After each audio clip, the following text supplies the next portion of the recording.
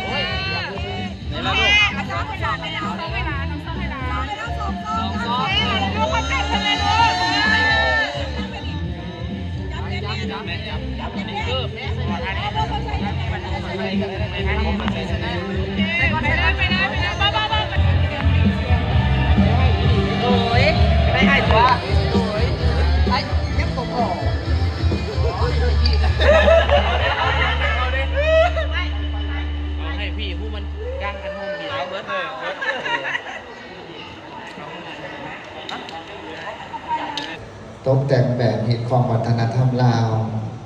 ที่ประจงงามหลายทั้งครูได้กองแขนกัน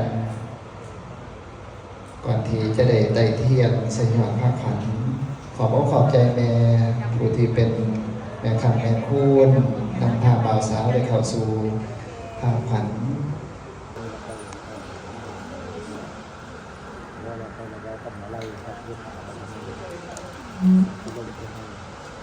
ผมเดินล้มแล้วบอกให้ไปซื้อนั่นแหละแต่ว่า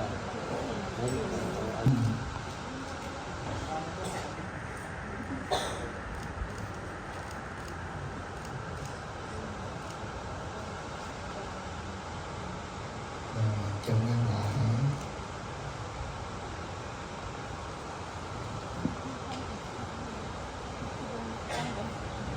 ดาวดามาละหอมวักเอาเหล่ากับแก้วใส่ผ้าควันนะส่วนกันมาก็เดี๋ยวมาหลังคือครูบาสาวเนาะ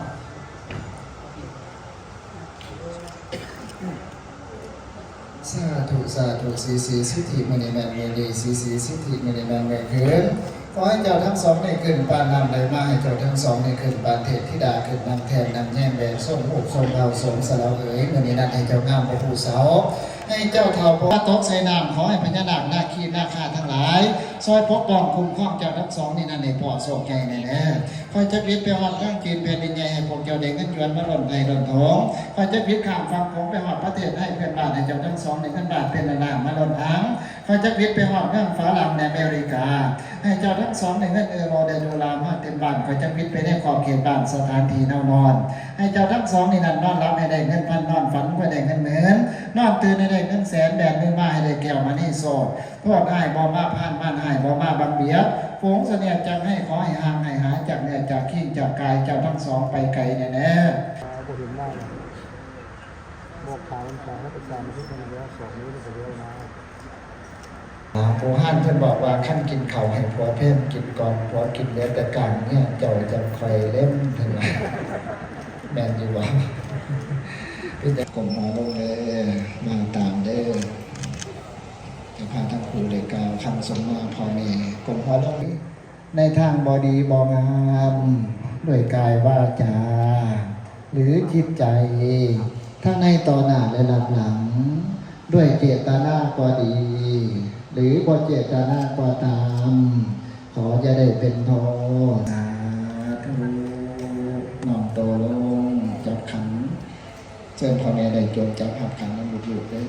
มีคำใดพ่อให้กับลูกๆขอเสื้อเลยกล่าวเลย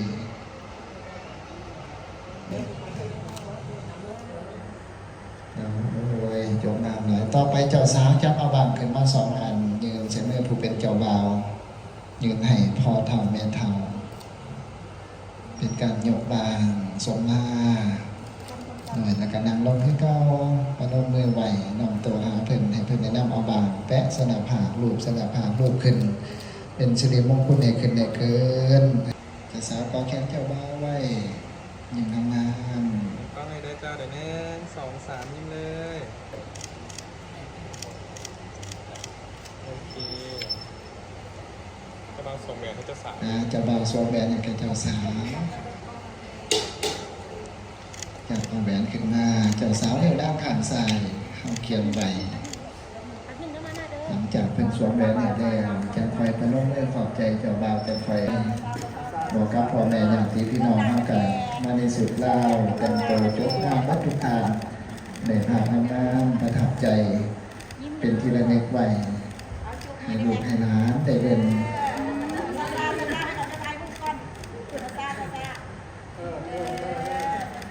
จบงามหลาย เจ้าสาวต้องภูมิใจเจ้าบ่าว วันนั้นไม่ขอบใจ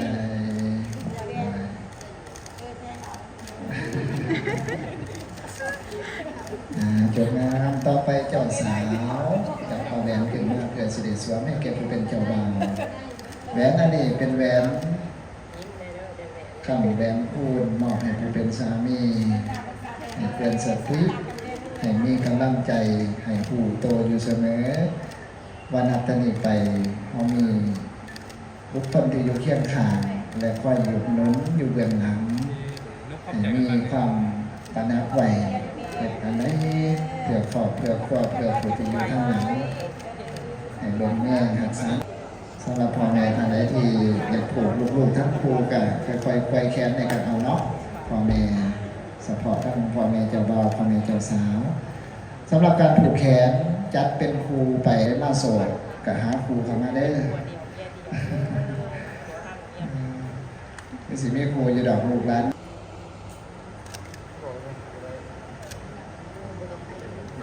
สำหรับการผูกคอต่อแขนครูต่อไปเป็นญาติผู้ใหญ่ไฟเจ้าบ่าวเด้อทางไหนก็ขอมาก่อนการเขียนไว้บอกกันไว้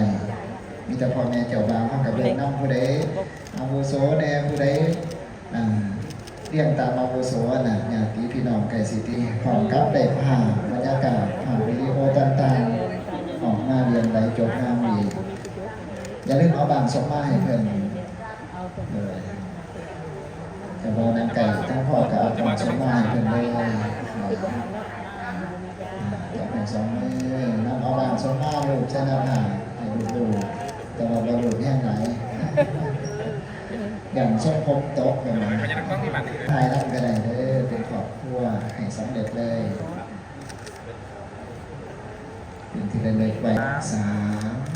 เอาไว้ได้นะเจ้า โดยปลอบใจทั้งสองทางพักผ่อนในตามอัธยาศัยคู่ต่อไปอย่างเรา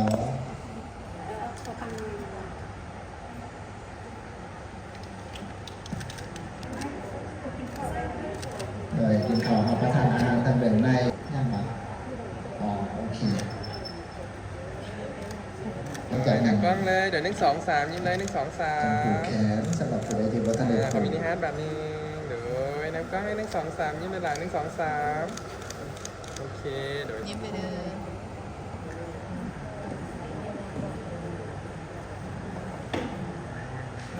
có mỗi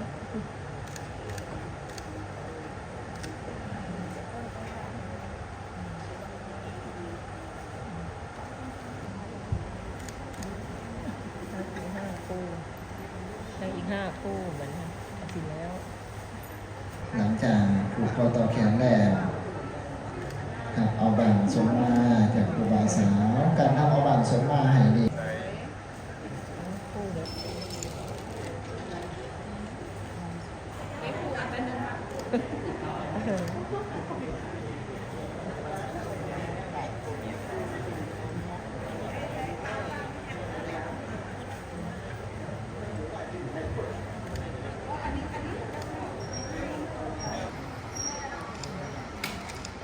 โอ้ยขออนุญาตในกล้องบาทหนึ่งเด้อใช่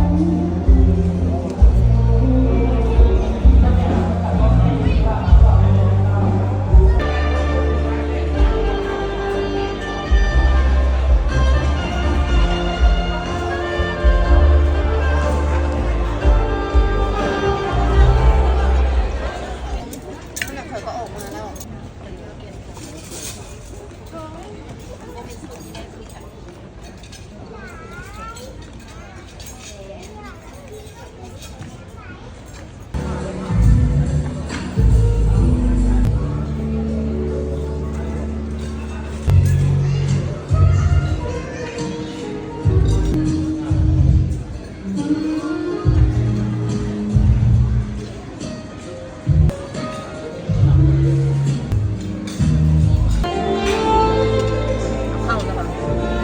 นั่งกินนะแม่จะตับกันโย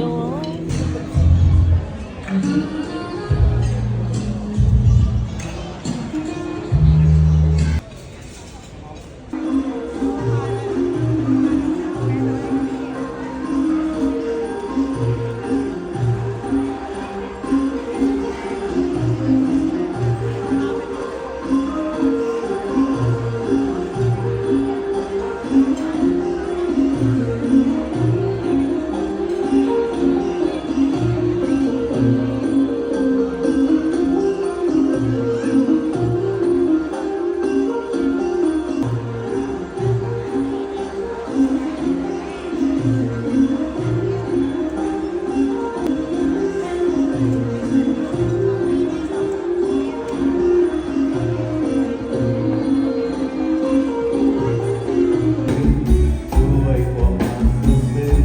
ยืนยันว่าต้องมาบอกเป็นคู่ส่วนที่มีทั้งสองเพราะว่าเป็นพ้องแห่งเดียวโมอยู่